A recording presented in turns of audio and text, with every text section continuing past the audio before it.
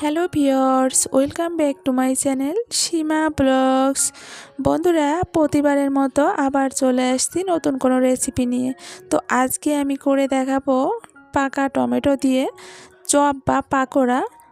আশা করি রেসিপিটি সবার খুব ভালো লাগবে। ভীষণ মজা খেতে, একদম মুচমুচে ভিতরটা, মানে এতটা মজা, মুখে দিলেই একদম মিলিয়ে যাবে দারুণ স্বাদের এই পাকোড়া বা চপের রেসিপি। ভালো লাগলে অবশ্যই চ্যানেলটি সাবস্ক্রাইব করে নেবেন। তো চলুন বন্ধুরা, শুরু করি। প্রথমে এখানে আমি টমেটো নিয়ে নিয়েছি, তবে পাকা টমেটো, একটু শক্ত ধরনের নিলে ভালো হবে। তো টমেটোগুলো আমি এখানে ধুয়ে পরিষ্কার করে নিয়েছি, আর এখানে পাতলা পাতলা করে এরকম গোল গোল করে কেটে নেব। তো এরকম করে পাতলা করে কেটে নেব, একদম পাতলাও না আবার একদম মোটাও না, ঠিক এরকম করে আমি সবগুলো কেটে নিয়েছি। তো বন্ধুরা, আমি কেমন মোটা করে কেটেছি আপনাদের দেখিয়ে দেব। এবার একটা মিক্সিং বোল নিয়ে নেব, অল্প করে ময়দা, চাউলের গুঁড়া। তো আমি এখানে ময়দা দিয়েছি, আপনারা ময়দার পরিবর্তে এখানে বেসনও দিতে পারেন। দিয়ে দেব লবণ, শুকনো মরিচের গুঁড়া, পেঁয়াজ এবং রসুনের পেস্ট দিয়ে দেব জিরার গুঁড়া, ধনে পাতা, হলুদ। সব উপকরণগুলো দেওয়া হয়ে গেলে এখানে ধনেপাতা দিয়ে দেব। ধনেপাতা দিয়ে অল্প অল্প করে জল দিয়ে একটা ডো তৈরি করে নেব। তবে একবারে জল দিব না, অল্প অল্প করে জল দিয়ে একটা ডো তৈরি করে নেব। তবে হ্যাঁ, ডোটা যেন ভালো হয়, একদম পাতলাও হবে না আবার গাঢ়ও হবে না, এই দিকে খেয়াল রাখবেন।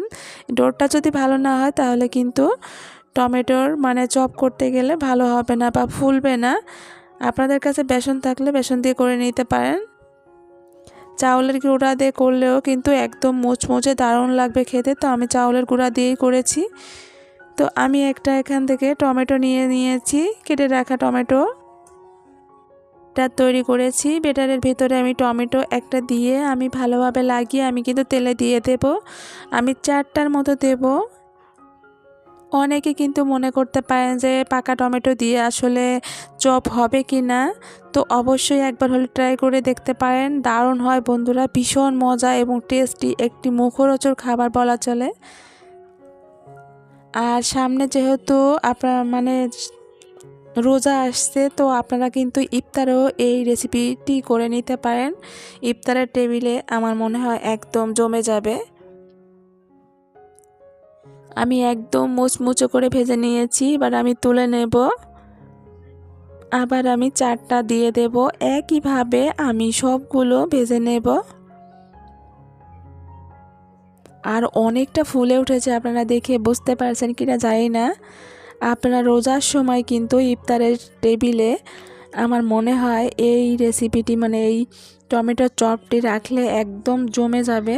মানে যেমন রোজা থাকলে অনেকের মুখে আর কি রুচি থাকে না বা খেতে মন চায় না, এরকম একটা ব্যাপার থাকে। তো এটি যেহেতু টমেটো দিয়ে চপ, তো আমার মনে হয় সবার মানে মুখে ভালো লাগবে আর কি, বা রুচি আসবে।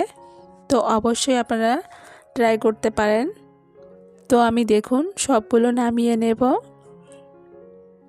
আর হ্যাঁ বন্ধুরা, আমার এই রেসিপিটি কেমন হয়েছে অবশ্যই আপনারা কমেন্ট করে জানাবেন যে আমার রেসিপিটি আপনাদের কাছে কেমন লেগেছে। ভালো লাগলে অবশ্যই চ্যানেলটি সাবস্ক্রাইব করে নেবেন। যারা অলরেডি সাবস্ক্রাইব করে নিয়েছেন তাদেরকে অসংখ্য ধন্যবাদ। আর হ্যাঁ বন্ধুরা, আমার ফেসবুক থেকে যারা দেখছেন তাদেরকে অসংখ্য ধন্যবাদ। তারা অবশ্যই ফলো দিয়ে দেবেন এবং লাইক শেয়ার করে দেবেন। আর যারা ইউটিউব থেকে দেখছেন তাদেরকে বলবো অবশ্যই বন্ধুরা সাবস্ক্রাইব করে নেবেন, যাদের সাবস্ক্রাইব করা নেই। তো আপনাদের একটা আমি ভেঙে দেখিয়ে দেব যে কতটা পারফেক্ট হয়েছে।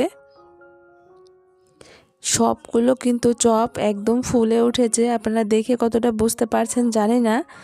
তো যাই হোক বন্ধুরা, আপনাদের একটা ভেঙে ভিতরটা আমি দেখিয়ে দেব যে কতটা পারফেক্ট হয়েছে। অনেকে কিন্তু মনে করতে পারেন যে আসলে টমেটো দিয়ে চপ বা পাকোড়া কেমন হবে বা কেমন খেতে লাগবে, এরকম মনে হতে পারে। আপনারা ভাবতেও পারবেন না যে এটি টমেটো দিয়ে করা হয়েছে। যেহেতু এটি নরম জিনিস, চুলায় দিলে দেখা যায় একদম গলে যায় বা নরম হয়ে যায়। তো এগুলো দিয়ে চপ বা পাকোড়া করলে কেমন হবে, এরকম ধারণা হতে পারে।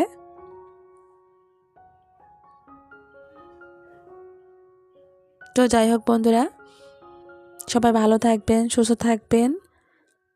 আর চলুন একটা দেখিয়ে দেব ভিতরটা কেমন হয়েছে। তো বন্ধুরা, আজ এখানেই শেষ করছি। দেখা হবে নতুন কোনো রেসিপিতে। টাটা।